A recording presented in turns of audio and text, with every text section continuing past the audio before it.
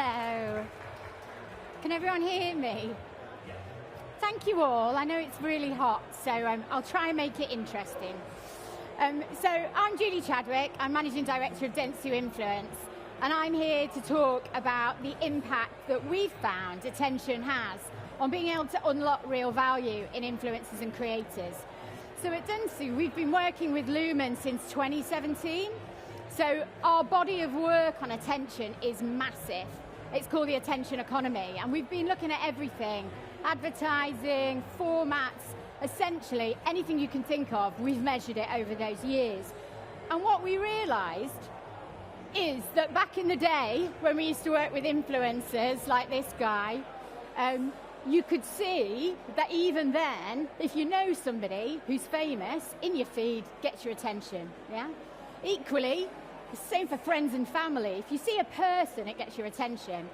And it started to really get us thinking, because as we know, on smaller screens, it's really hard to get attention, and digital attention decays more quickly. We also have been measuring, as I said, everything else you could think of. So we know that there's a ceiling of attention when it comes to formats, and we'd identified that the way you break through that ceiling is with creative. Of course it is. And actually, it's the creative that drives emotion that is the most impactful. And that's potentially, we started to think, where creators and influencers were winning. So we started with this hypothesis, like, does creator and influencer content gain, hold, retain attention better than branded ads? And if so, why? And how can we use that for the creator economy as well as for brands? So, working with our lovely partners Lumen, we designed a study which allowed us to look at different types of creator content. Yeah? It also allowed us to then research, talk to consumers after they'd been exposed to this content to understand brand impact. And what we found, I think, is really interesting. So, thank the Lord, we found that attention does actually drive recall, or else we wouldn't have been able to go much further. But that was quite a relief. But what we also found is that influencers also drove not only attention, but different kinds of attention depending on the type of creator you work with. So creators that use product-centric creators, whether they're selling, whether they're testing, whether they're doing a humble review, they smashed it out of the park when it comes to consideration. Yeah? But they also held their own in terms of recall, because it doesn't look like an ad and it's still featuring the product, okay? But in terms of those longer form, interesting storytellers, funny, entertaining influencers, they held attention for the longest period of time, and they smashed it out of the park when it came to affinity metrics, which again makes sense, because if you want to get someone to think differently about your brand, it takes more than 3 seconds, doesn't it? However, they didn't do quite as well on recall, yeah? And the humble ad, remember them? They did incredibly well, as we know, on recall, even with tiny amounts of attention. So what this showed to us is actually we can be far more holistic in our planning. If we're looking at experience planning from an ecosystem perspective, and we're looking at what is the job to be done, you would start to fly ads, creator content, influencer content together, but not all creators being equal. And we think if you do it that way, you can start to drive massive efficiencies through your planning. But also, these are the codes of success for the creator community. It allows them to optimize their approach without damaging their authenticity. So, if you want to read out more about the report can be found here. And then I believe the lovely Mike is going to have a chat about it with us. So, well, very good. Thank you so much for taking us through that, Julie. And it's the end of a long day, so we'll keep this I think, relatively informal and relatively quick, I think. But one of the interesting things that we've been talking about right the way through the day is different media working in different ways. That TV is very good at doing ads on TV is very good at one thing. Cinema, we've been talking about out of home. From this data, what are influencers good for, when should I use an influencer rather than a standard ad? And that is a really interesting point, because I don't know why as an industry there seems to be lots of conversations of either or, isn't it? And that's madness when you think about it. Also, you're often in conversations with clients where somebody's trying to make a piece of influencer content do 74 different jobs, okay? I think actually where we are now is certainly within a digital ecosystem. There's some really clearly defined roles for influencers, but they are varied depending on the type of influencer or creator you are working with. Could you give us some examples of particular brands or particular clients you'd be working with? Yeah, I think a bit like I was talking about there. I think it's very easy for, as an industry, for us to get hooked on creative idea and doing something really big and brilliant. And actually, the humble product review is incredibly effective if that is the job you are trying to do in terms of driving consideration. I think, again, entertaining, sort of skit-based storytellers, there's such a craft to being able to hold attention for that amount of time. And actually, now we see the power of that in terms of shifting affinity metrics, working out what the codes are and how you actually maintain that there is brand salience within that and where that fits in the overall mix. I think that's really exciting. So these are two quite different jobs though. One is like a product demo, and if it was just the brand itself saying, come and look at how this works, no one will watch it. But with a proper influencer who you have a bond with, like, oh, what's she doing, or what's he up to? And then secondly, telling a story, that builds affinity. So two quite different roles. That you must sometimes have people say, well, can I do both in the same thing? Yeah, but again, you're talking like a client there. I know, right? Exactly. But that's what we do, don't we? We try and take loads of stuff and put it into one, and actually letting people play out to their strengths. But the funny thing is there are so many really niche creators. I follow an amazing creator who just reviews crisps, right? So it is a product review, but I'm obsessed, and it's really, really nerdy and hilarious. And actually, the power of those kind of entertaining but product-centric creators is phenomenal, really. But I think it sounds like, and the message I think everyone should take away is, let the creators do their job. Yeah. And don't make them do jobs that they're not good at. And even then, product reviews are fantastic, storytelling is fantastic. Both, they're separate, and they don't. You can have this.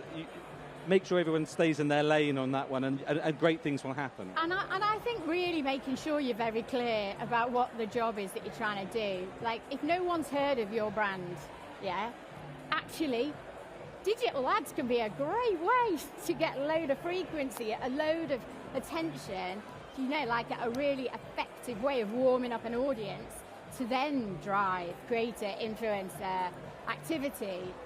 I think too often, probably because of agency ecosystems and the way we're set up, it's seen as though you have to have either or, and it isn't. I think there is a job for everyone. For everyone, and different people have different abilities, and you should embrace that rather than trying to make everything the same. So one of the things that we found in the research as well, I think, was that advertising, standard advertising, does a very good job. You can pretty much guarantee it's going to get either 1 second or 2 seconds or 3 seconds. Fantastic. Influencer stuff, there seems to be much greater variance. Some people ignore it entirely, other people engage with it really deeply. And that can be a bit of a roll of a dice sometimes. It can be, how do you help your clients come to terms with the fact that it's not an absolute guarantee, but when it works really, really well. And that can be quite a difficult conversation sometimes. Yeah, it's funny, isn't it? Because I think the whole world, including the media world, is shifting towards the challenges of the algorithm. So I think the days when you can actually guarantee everything are entirely sure that's true. Away, yeah, exactly. So I think the power of being kind of earned first without sounding like an idiot, and always thinking that you've got a battle to get someone's attention, whatever you're doing, is the right way to kind of future-proof your strategy. But you're right, it can be scary, and that's why the work you guys are doing on this is so powerful for clients, because it does give them some science and some data behind what a lot of us know we think is true, But to make those investment decisions, you do need that data to help make that case, I think. I think you used some really interesting words there about earned and paid for and things like that. And of course, one of the things that English is a funny language because we pay attention. You earn people's attention. So we use a very financial metaphors there. Apparently in Portuguese, they lend attention. Oh, I didn't know that. In German, you gift it. What's it in Polish, Agatha? Pardon me? Gift again. Gift? The Poles are very generous people. They gift attention. But in English, you buy in. But the problem is, just because you've paid for it doesn't mean you get it. And also, you get it. And sometimes, how many times have you really resented the fact that you are giving your attention away because you're waiting for the ad? But I think the thing is, like this idea of earned first is a good rule that we could all take. Yeah. Why is this worth my time? And I think influencers, there's not a question about whether they should operate like that or not. That's the only way they have to operate. They have to earn attention. So I think that they sort of they make the decision making a little bit easier for us because you can't assume it. You have to earn it. So tell me this, just to conclude a little bit. Obviously, Dentsu influence is relatively new sort of discipline there. You might say, if I was a big brand, why don't I just go and pick up the phone to the influencers? Why should I bother going to talk to Julie and the team? Yeah, How do you? What value do you bring to that discussion? I think that Dentsu across the world has built a lot through acquisition, and we've got deep experience in influencer marketing, talent marketing, etc. But it came very clear to us that you need to bring media, creative, that capability together to get to the right solutions for clients moving forward, and that's why we created Dentsu Influence. I think that ecosystem thinking and being able to be a partner to clients and get them to see the big picture is absolutely the reason to come to us. And also, I think, I work also sometimes as the influencer partner with other media agencies, other creative agencies, but just being able to understand how you integrate that thinking is absolutely crucial. I also, I'm a big believer that we need to do more to support the creator community. Imagine you're working for yourself, you're doing an amazing job. Sometimes I think that the pressure on them to deliver so much independently is really hard, and the more we can take data like this, take it out to the community so that they can start to actually showcase the true value of what they are delivering, I think that can only be good for everyone. So you're explaining influencers to brands, but you're also explaining brands to influencers. I'm more humble than to say I'm explaining brands into creators, but I'm hopefully showing them the codes that they could do to maybe unlock some more effectiveness, which then gives them more value, which for them they can then take back to their clients. So fantastic. Hopefully. Well, listen, one final question. This morning we started with Dentsu teasing some research that's coming soon about called the brand reset, which is all about modern video. There. That's the 6th or 7th instalment of this big project that's been going on. Do you think, presumably, influencers are part of this modern video thing? Do you reckon that's the next frontier for Dentsu as a whole? Do you see yourself on stage next year talking about even more research? I think definitely, if you'll invite me back, I'd love to come back next year because we want to do much more work in this space, and I think B2B for me is a particularly hot influencer area at the moment, and I think some of this thinking there will be really powerful. But video is influencer, and I think we're still having sort of same conversations really in terms of making video that's authentic, that works, that builds brand, but I think now having the freedom to also invest and make it cinematic and make it absolutely brilliant. You've seen the likes of Lumen and people doing some phenomenal stuff. You saw Web Out beforehand. I mean, you can imagine those tools in the hands of influencers would be really good. So I think it's exciting times. But Well, listen, it's interesting. So seeing influencers as part of this broader attention journey that Dentsu's on. But you mentioned B2B in particular there, and I think we'll just finish there because obviously when we talk about influencers, We've had a lot of very influential people on the stage today, sort of business influencers of our own, in our own world. We've had Les Bennett, the legend that is Les. We had Farah Gallant, who led AMV so astonishingly over many. And now we have had the one and only Julie Chadwick as attention influencer there. So I'd like to thank you all, and thank you all for your attention under such trying conditions. I think we all deserve a drink. So thanks very much, and see you tomorrow to continue the journey. Okay, thanks a lot.